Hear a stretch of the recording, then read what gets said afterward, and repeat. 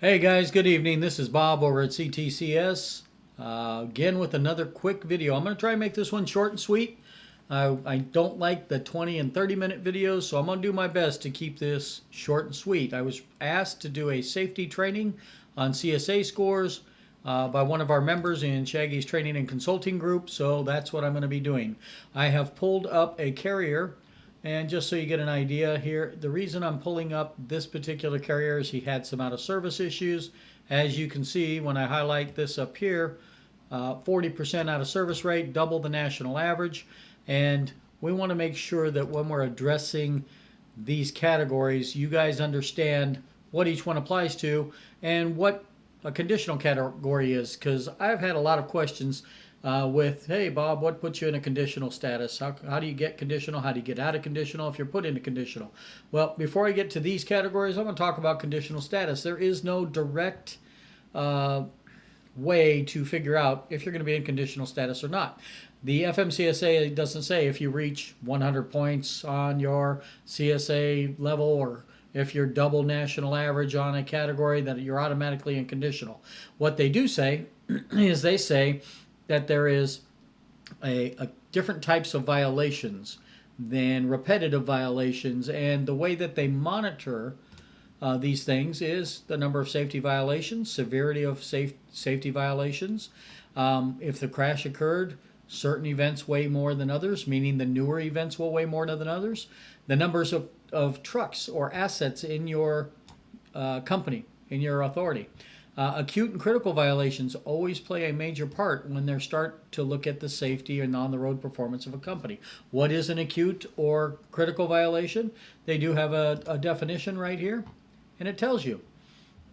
Avoid complying with FMCSA. So basically, it's going to break it down, but suspension proceedings and what constitutes an acute violation, okay, is all up in this here. So basically, I can look at anything I need to if I'm the safety manager of your company to see what's gone on with your company to cause a specific action by the FMCSA.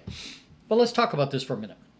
Why is your CSA score, or why is that CSA measure important to you as a carrier? Three major things that get affected by CSA are poor on-the-road safety performance. The first one is going to be an insurance increase or loss of an insurance provider that you normally could have had you kept yourself clean. The second thing could be, and probably will be, the fact that you won't be able to work with certain brokerages or shippers because they're monitoring or they're checking your safety score before hiring you to move a load.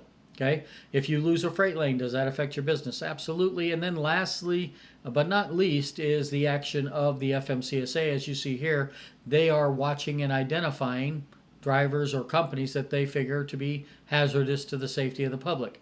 Now, that is the quote unquote, I'm not a criminal, reason why they have a safety measurement system. But we all know that this is a money gaining venture.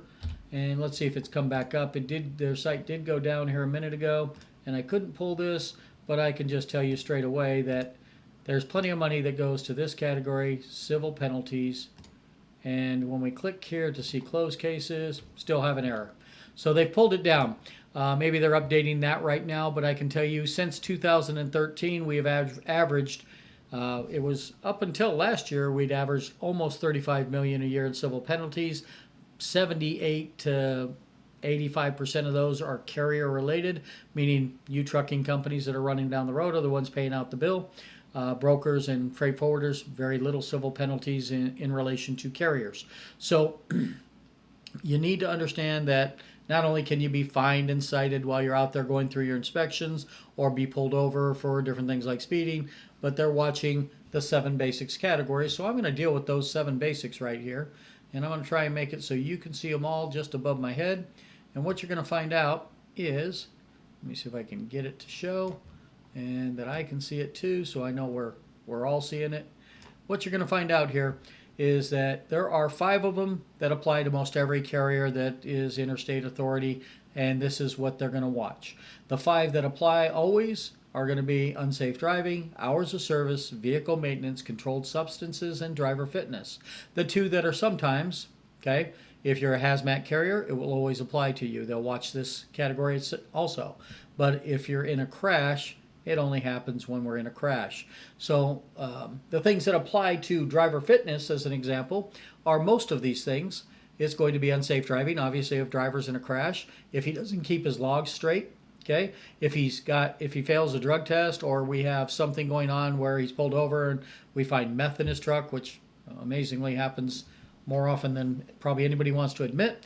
Anyway, all of that's going to go under your CSA score under driver fitness, plus it goes to his CDL. So there's a PSP report that you get from the government that basically is going to show you a driver and his record of passing or failing inspections, or whether his on-the-road performance, whether he got pulled over for a random stop, or he was speeding, or improper lane change or something. All of that goes on his CDL record. And so when we are managing drivers as a company, we make sure PSP reports are pulled prior to hiring the driver. It's proper procedure. There's a lot of things that companies skip over when it comes to hiring procedures, because everybody's under the belief and has drank the Kool-Aid that there's a driver shortage. And it's been a driver shortage for 15 years, guys. Nothing has changed. The bigger companies like to hire older drivers, and they age out, and replacing them with younger drivers is a bit tedious. You don't have a big young driver pool coming in. One of the neat things about driver pools right now is the FMCSA is making it easier for people from the military. So your younger crowd coming out of the military can get into trucking and take some of that military driving experience into getting their CDL, and the insurances are starting to play along so that they're not a hit on your insurance for having too young of a CDL. So there's a lot of neat things happening with bringing in younger drivers. Women drivers are entering the field. But don't drink the Kool-Aid about, I can't get a driver in here, I need to rush them through the process. Always do the right orientation and hiring process. It's going to be what I recommend, and when we're managing drivers, it's what we put in place. The things that I want to know about a driver before coming in is, do they pass their inspections? You can get into vehicle maintenance. This is always going to be in regards to assets, and some dispatchers, okay, shame on you, will push drivers, and companies will push drivers to drive on tires that are not meeting the requirement. The driver does his pre-tip, says, hey, my tires are bad, I need to get them changed before I run this load. And the dispatcher says, well, I'll just give that load to Jim. Okay, that's a bunch of crap. It's pushing the driver to run into a violation. If you have a dispatcher like that, fire him immediately. It's not about pushing your drivers to the limits of affecting your CSA score. Okay. When we get down here and you see why this guy was put out of service, okay, you're going to find out. Here's a pretty good violation, okay. Driving beyond 8 hours. Look at that, it has 7 points, but worse than that is speeding 15 miles per hour over the speed limit. Now, we help people put together lease agreements, 1099 agreements when we're working with our clients. This, to me, is termination of contract. Zero reason I should be caught. If you want to keep a driver like that, because by golly, he gets my loads there on time, he's been dependable, this is a one-time event, you need to have a fine or something written into your agreements so that this never happens again. Okay? That's a 10-point violation, but not only that, he messed up his logs, and portable ELDL not mounted properly, fixed position, that's ticky-tack. But those two are 17 points by themselves, and that's a critical one. The CSA measure goes by 1 being the lowest measure, 10 being the highest. He had a 10, a 7, and a 1, that's 18. And then there's always a time wait. This just happened in March, so it's relatively new. By September, this time wait will have dropped down to 2, because after 6 months, it drops down to 2, but right now time wait is 3. Time wait is what you multiply the total points by. So if I've got 18 points here, I multiply the time wait. That particular stop and violation cost me 54 points. It's 18 times 3, 54. Above and beyond all that, though, are these types of violations where they say OOS. This is out of service. These are the ones that there's an algorithm with a lot of the brokers that if you have a out of service rate above 25%, and he's at 40, meaning he had how many inspections here? We had 10 inspections, and he's had 4 out of services. Okay? Now people go, oh gee, he only got 2 violations without a service. Yeah, but there were 4 categories that put him out of service. So that's 3 of them right there in this one stop. And this is all vehicle maintenance, guys. Okay, insufficient tie downs. I didn't have enough for the stack of crashed cars. Damaged securement system in tie downs, so he had damaged tie downs. And then insufficient means to retain loose parts or leaking fluids from crushed cars. So this guy was auto hauling, and he didn't inspect his emergency equipment. He didn't have retain loose parts, which was a 7-point violation. So there's a 54-point violation with no out of services. That's ugly enough. But now I come down here and I have a different truck, different driver. Okay, you can see the plate number here. But I have a 5 and 3, there's 10, 19 points, and 3 out of services on this one run. Okay? Previous to that, another truck here, another out of service. That out of service rate is going to cost this guy freight, and the out of service rate is at a quick peak by the insurance companies considered to be a bad rating, meaning that he's not a safe driver, this isn't a safe company, maybe we can't take you to this underwriter on your renewal, or sometimes even if insurances are really getting into your files, they'll cancel you altogether for bad safety. Okay, very important to pay attention. Now let's get back to conditionals. What makes a conditional status? Again, it's going to be repetitive and severity of violation, guys. If you need to manage your company properly, and don't know how to do it, give us a call. If you need to get out of a conditional status, give us a call. Okay?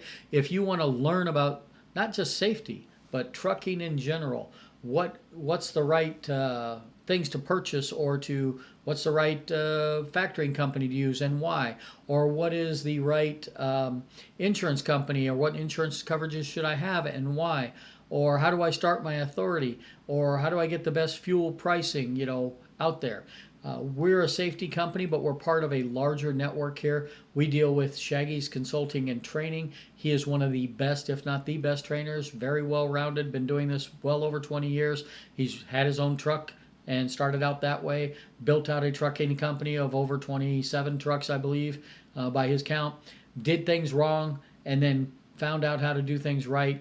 And he's been mentoring people for quite some time now, trained over thousands of people here to be a trucking company, to be a broker, to be a dispatcher. And he teaches people the freight lanes and the maps. So he has 3 different trainings that he runs you through if you decide you want to train with him. But more so than that, he's going to give you information within the group. We have Facebook Live with G3, which is Frank Griffin. That guy has been probably driven more miles backwards than most people have driven forwards. And the fact of the matter is, Frank teaches government contracts, how to get those, freight lanes, and brokering along with Shaggy, because Shaggy has a brokerage, Frank has a brokerage, and a trucking company. These guys do a Facebook Live. Most times it's on Wednesday afternoons, and you guys can just watch and ask questions. They will answer every question you need. We do a Facebook Live in this group also, where we're answering things about new authorities and safety and compliance. And then we have partners like Cornerstone Insurance with Nick and Alex. There's probably nobody better that you can ask a question of when it comes to your insurance needs. They will take the time to explain different programs that are available to you. They have quite a few more programs than almost anybody else I've worked with in insurance before. You've got Fleet Shield for Geotab ELDs. They'll take the time to talk to you, great customer service, and a great ELD. You've got Operify, which is going to be a factoring company. Tom at Operify is second to none in his knowledge of factoring and money and how to get the best out of your factoring with limited contracts. So a lot of these companies, and I won't go out there throwing anybody under the bus, they want to bind you up to a very long-term contract, and you get bound to it and you can't get out of it when it comes to factoring. Before you guys do any factoring, or even if you're looking to switch factoring, make sure you talk to Tom and get all the right information. He'll take time to help you. But the way you get to all these people in our group, because Shaggy's vetted everybody to be great at customer service and wanting to help carriers to succeed, is you join Shaggy's group. Get on Facebook and just type in Shaggy's group, and you can join and you can ask all the questions you want. CTCS does safety trainings. We do driver management. We'll do the fuel taxes and the IFTAs. We have a all-in-one program for managing your fleet. And I'm just going to go ahead and give you a quick rundown of that fleet. Basic fleet management is a one-time program. You can manage for as low as $8 a month and just manage drivers and get all their drug testing compliance stuff done in there. But you could also have all of your assets and us managing them, and all of your preventative maintenance alerts and all your DOT alerts in regards to your cab card's is about to expire, and you've got a driver that's paying child support, needs to pay it, and you get an alert every month making sure he doesn't lose his CDL. All the things that need to be done to keep a company square, we can do in this program, and we manage it all for $22 a month. So, I mean, there's just almost no reason not to. You couldn't hire an employee to do what we do as far as safety management goes and keeping your record straight. It is a simple program and a portal that you can log into. You have administrative privileges when you sign on with us, so you can see all the reports that you need. You can get all the alerts that you need. You can see what's going on with drivers. We manage their logs and all of that too. So basically, it's a simple program. I'm going to leave with that. But if you're interested in anything like that, Cross TCS is our website, so www.crosstcs. We're on Facebook at CTCS Inc. On top of that, you can call us at 888-493-3152, and basically you can check out our simple app program for managing your entire fleet and company. So hope to see you or hear from you soon. Take care.